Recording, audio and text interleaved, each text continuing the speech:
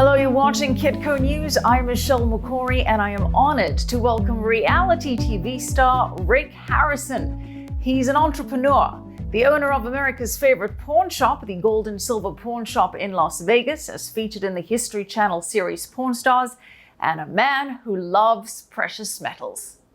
There's a reason my shop is called Gold and Silver. It's my two favorite things to buy. It's a big chunk of gold. You got approximately $24,000 worth of gold here. Wow. When you've been a pawnbroker as long as I have, you know real gold when you see it. Once you account for inflation, an ounce of gold buys you basically the same thing today as it did back then. The value really hasn't changed, just our money's got worth a lot less. That's why they've been using gold as money for 6,000 years. I got these bars, and this thing alone's almost 75 pounds. Oh, that's cool. And all paper money was a promise to pay you real money. Right. Silver is the best conductor of electricity there is. I'll go 111,000 even. I'll go up 99 bucks. I've been collecting silver, son, for the past 30 years. Silver and gold is a hedge against hyperinflation. That is the deal. That is the deal indeed. Rick, great to have you with us on Kitco. Well, thanks for having me. Well, Rick, you're well known as being a proponent of gold and silver, and your late father had many pearls of wisdom, and he would certainly advocate for holding gold and silver as a hedge against hyperinflation, as we saw in the clips there.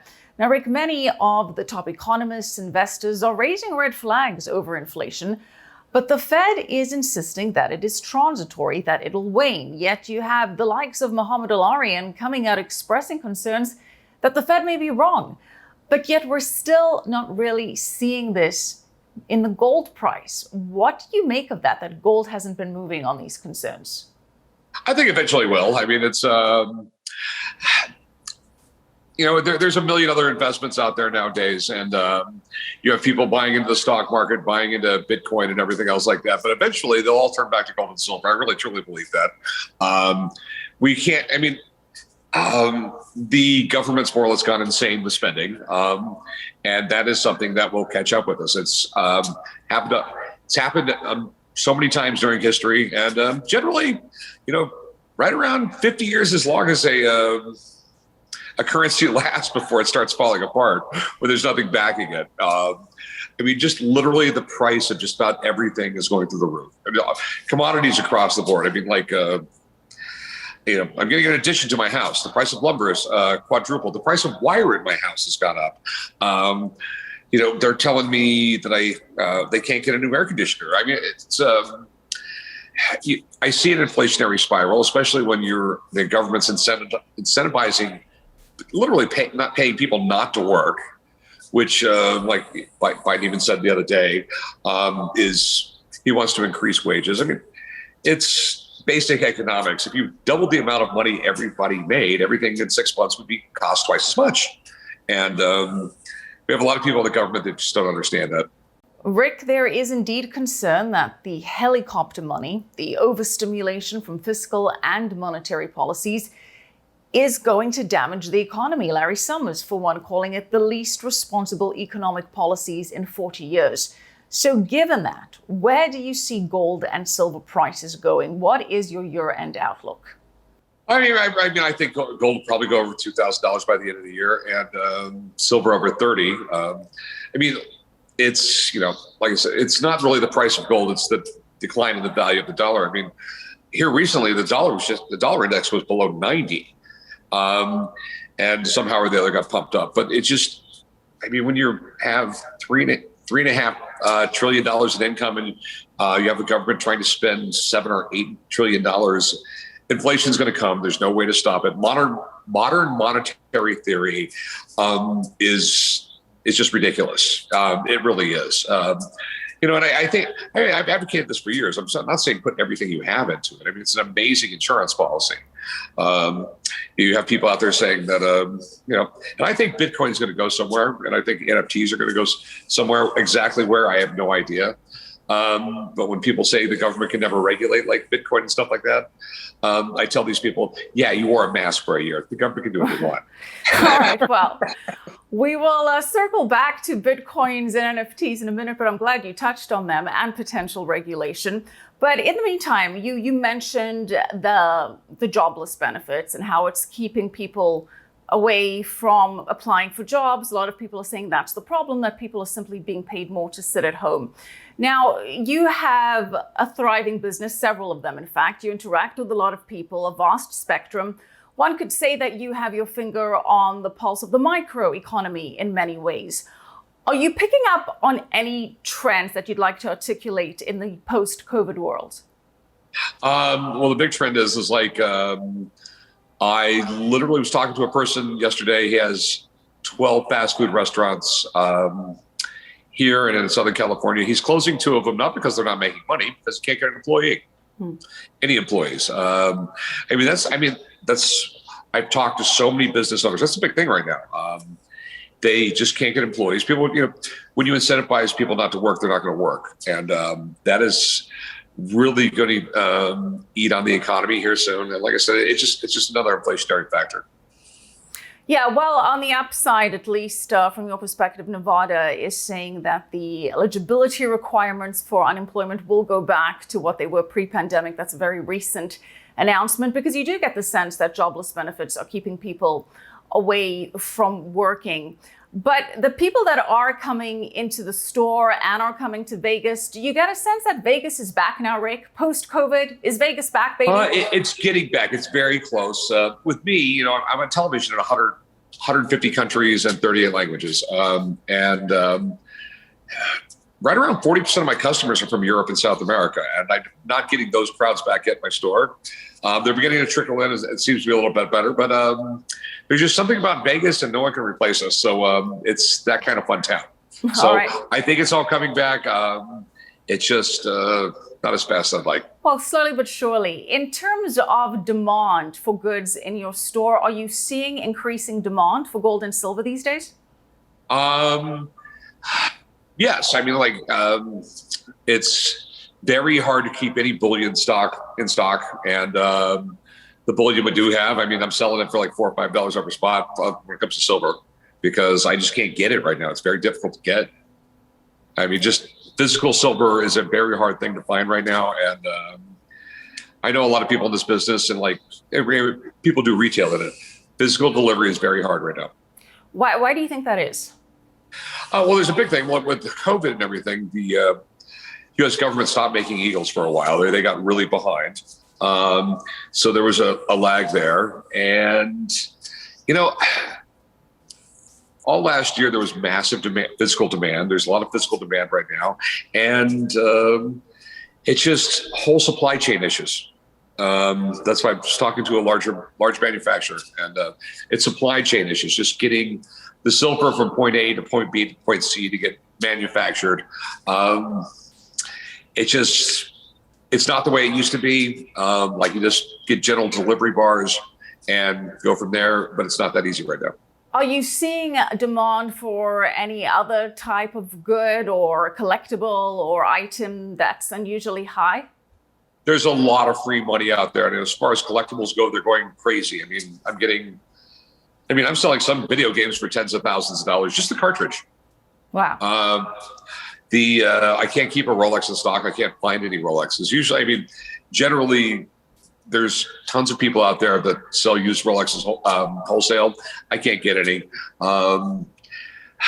Generally, the collectibles market in general is on fire. And it's if it's hot right now, it's hot. You can't get it. But like I said, the video games are really huge right now. A lot of people are doing the NFTs. I plan on getting into that market here soon, but I still have to figure it out. So I'm hiring really smart people, a lot smarter than me, to figure it out for me.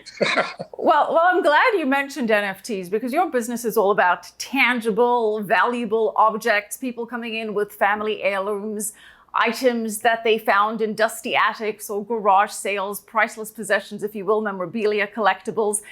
And as you just mentioned, we're seeing this virtual world of NFTs, non-fungible tokens, which are, for our viewers, unique tokens on the blockchain that can be anything from digital art to the image of a first tweet, and we're seeing that market completely explode. It's estimated to be over $500 million already. We had the Beeple NFT selling for $69 million. A digital kitty sold for $170,000. I mean, it's an exploding industry.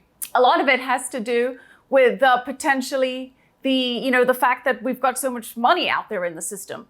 So you do think that this is something you could go into? But there's other ways you have to look at it, because we've sort of had, it wasn't digital, but we sort of had the non-fungible tokens before. I mean, like you could take, I've sold plenty of like Picasso and Renoir lithographs for over $100,000, and that is actually just a numbered copy. Okay, I mean, a lithograph is just a copy of the artist's work, and the artist signed it. I mean, that was a copy on paper, whereas opposed to you get a copy, basically on your phone. And just like a baseball card, I mean, they make thousands of them. Those are on paper. This is on your phone. I mean, that's basically the difference. And younger people really look at, if it's on my phone, it's real, instead of a piece of paper that's real. It's like, I don't think my kids have ever written a check before. They just do everything online on their phone. It's just they live around it. And the NFTs, I know it's way different, especially for an old guy like me. But you have to understand. I mean, we've been selling copies of stuff forever, because that baseball card is just a copy of. There's an original print. You make a bunch of copies. They sell baseball cards, and years later, that copy of that baseball card is worth a lot of money. This right here is it's on your phone. Good thing about it is they don't get torn or messed up, but the dog don't eat it. So you do see NFTs then as the future of fine collecting of memorabilia, of art? I think some of the stuff, it's the Wild West out there. People are paying a lot of money for some stuff. I think some stuff is probably going to go really up. Some stuff I think has already been overpaid for, but I think it's a real thing. And you just have to realize, I have a lot of weird stuff. I mean, like I said, I plan on eventually doing these NFTs. I mean, I have my own NASA rocket. You have your own NASA rocket? My own NASA rocket engine. All right. Well, you plan. If you're really into NASA, if you're really into space, like NASA and everything like that, most people can't afford their own actual rocket engine that was actually piloted by Neil Armstrong. I have all that weird stuff, and I eventually going to start doing the NFTs. I want to get all my ducks in a row first, make sure I do it right. So you are moving into the NFT space, right? That's some. I am moving in. It's just a few. I mean, I want to get everything right before I do it. I just want to dive right in. I just want to make sure. I'm a little scared about the SEC, the law. I just want to make sure I'm doing everything right, and before I dive into anything. Well, to your point, you mentioned clarity in regulation, and there is this idea that perhaps that is what is holding back the crypto sector to a degree, that it is what may be slowing down the flow from big institutional money into Bitcoin. But nonetheless, the interest in Bitcoin has certainly been growing across the board. And some are saying that Bitcoin is, in fact, digital gold, and it's Bitcoin that's taking away from gold's luster as an inflation hedge, as a store of value asset. So, Rick, what are your views on Bitcoin? Do you have any Bitcoin? Have you taken the orange pill, so to speak? I own some, and I have money invested in companies that are doing things with it. I got more gold and silver than I do crypto. I mean, the fact of the matter is, I've always told people, put 5-10% of your savings in gold. I mean, it's an insurance policy, okay? You never want gold to go to $100,000 an ounce, because everything else will have collapsed. I mean, right. It is a true, I consider it a true store of value. And other thing, crypto is very interesting, like I said, everything, but when you have all these, like the Dogecoin and all that, that's gambling. There's no store, like the Dogecoin, things like that. There's no store of value there. It's 100% gambling. Because no one buys these things just to, like when it comes to the cryptocurrencies, as a store of value. I mean, it would be insane to buy these things as a store of value since they go up and down. It's not really a currency. It's basically gambling. And I see a place for them, but I would really like to see the prices stabilized to something within the realm of normal. All right, so to recap, you like gold and silver ultimately as a hedge against inflation. Keep about 10% of your portfolio there. I like your point that if you say gold goes to $100,000, something has gone terribly wrong in the system. So that's a good observation then. And then everything else is pretty much worthless anyway. But you also like Bitcoin, and you're big into cryptos, and you're potentially expanding into NFT. So you're clearly moving with the times there, Rick, which is very exciting. Now, one of the other things you're very well known for is being a master negotiator. People come into your shop, they have a number in mind. Somehow you always manage to knock them down a few. Any negotiating tips? My one negotiating tip I tell everybody, always be willing to walk away. Yeah, I mean, you just have to be like, if the deal's not right, the deal's not right, well, walk away. I mean, because I've seen so many deals over the years that were like, they was so much, I mean, they just weren't willing to walk away. Okay. It's the deal of the century. And it feel like AT&T buying, DirecTV and things like that. I mean, like, why in the world you should have just walked away from the deal.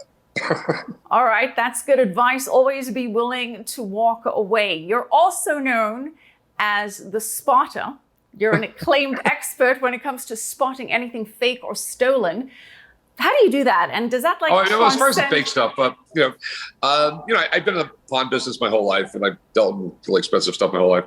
I mean, actually, I make sure something's real is pretty easy. I mean, everything from a Gucci purse, a Louis Vuitton purse, to a Rolex, to a Picasso. I mean, you basically just go on and check everything you have to check, and if everything's right, it's good. You go, right. The second there's something wrong, there's something wrong. And you go away from it. I mean, that's the one thing you tell how things are real. I mean, like a piece of artwork is if it's on paper, is the paper right? Is paper aged right? Is the media they used on it right for the time? Is it aged properly? The aging is, it's really easy to tell for fake aging. I mean, you just have to go through that list in your head on every single thing that has to be right. And if it's not right, it's wrong. So it's more a thorough process than it is of going through a checklist than it is instinct for you? Or have you developed an instinct at this point to not only discern between objects, but also perhaps fake people, if you will? No, I mean, you sort of have an instinct for it, but you always check yourself, because once you get, you start getting really cocky, that's the day you're going to get burned, and it's happened to me before. So, it's really a process. You just go through, make sure everything's done properly, and then you'll know. I mean, it's never believe you know everything, because they come up with a new way to fake things every day. I mean, I've seen fake everything. Stuff you would never think would be faked. They fake. All right. Well, Rick, you've left us with a few gold nuggets of wisdom over there. If it doesn't look right, it's probably wrong. And be willing to walk away. Well, we're going to have to walk away from this interview now. We do appreciate your time, though, so very, very much. Rick Harrison, thank you for joining us. And when can we expect the next season? I start filming season 18 next month. And it's the one reason I think my show's always been real successful. It's always different. So we haven't really scheduled anything for next season yet. So hopefully it's going to be really different and fun. I know we're going to go to Europe and a few other things like that. All right. If COVID's over. Yeah, if travel is permitted. Rick, thank you so much. We will be watching. Thank you again for joining us, Rick Harrison. All right, bye-bye. And thanks for watching. Keep it right here.